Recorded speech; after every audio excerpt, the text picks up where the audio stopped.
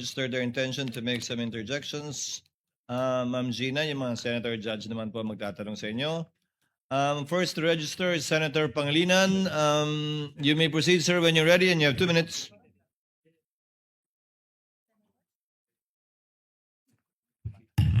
Thank you, Mr. The sequence so far would be in this order. After Senator Pangilinan, Senator Erwin Tulfo, Senator Rafi, the Senate President, Senator Ontiveros, Senator Lacson, and Senator Villanueva. Thank you, Mr. President. Magandang hapon, Ginang G. na Acosta.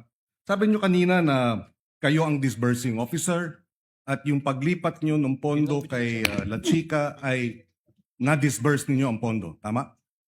Na-disburse ko po kay Colonel La Yes. Chica, Your Honor. Pag na-disburse ba ang pondo, ibig sabihin, hindi na ito pondo ng gobyerno? Halimbawa, bumili kayo ng supplies. Na-disburse yung supplies, na-disburse yung pondo, binayaran yung supplies. Pag nabayaran na yung supplies, hindi na yun pondo ng gobyerno, tama? Pag nabayaran na yung supplies, hindi na pondo ng gobyerno, tama? Pero ang supplies po, Your Honor, is property na po ng gobyerno. Hindi, yung pondo ang pinag-uusapan. Pag nabayaran na yung supplies, yung pondo na nailipat, yun yung disbursement. Tama? Ibig sabihin, yung paglipat ng pondo kay La Chica, disbursement ba yun? O yung paglipat ng pondo mula kay La Chica sa supplies o medicines, yun yung disbursement? Ang ibig sabihin ko po, yung pag-disburse ko ng pera kay La Chica po, yun po ang disbursement ko, Your Honor. Okay, so pag disburse, ibig sabihin hindi na wala ka ng tungkulin dun sa 125 million na nilipat kasi na-disburse mo na. May tungkulin pa ako, Your Honor, kasi si La Chica po ay, siya lang po ang itinalaga na security officer, Your Honor, So na siya ang mag-implement po, Your Honor, ng mga proyekto o activities po ng confidential, Your Honor, on the ground kasi siya po ang may eksperto, Your Honor. yes, siya ang eksperto pero meron pa rin kayong tungkulin na tiyakin na tama yung disbursement. Tama? Yes. Meron pa rin akong Yes, tungkulin, yes. Your Honor, kasi ako man ang accountable officer, Your Honor. Exactly. So, nung nilipat nyo kay La Chica, sabi nyo wala kayong alam doon sa pag-confidential fund expenses.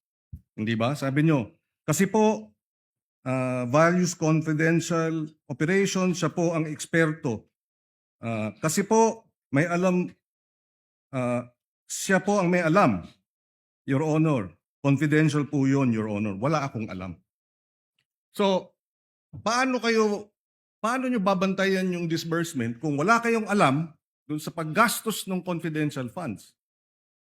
Pag sinabi nyo wala kayong alam, paano mo matitiyak na yung sinabit sa yung affidavit dahil wala kayong alam, malalaman nyo na tama ang gastos?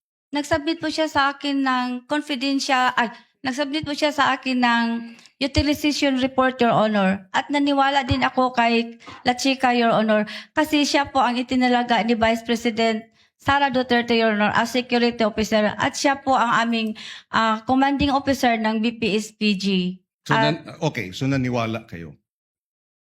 Pero kung nakuha yung pondo at dineposito sa bangko, personal account, hindi nyo alam yon, hindi po ba?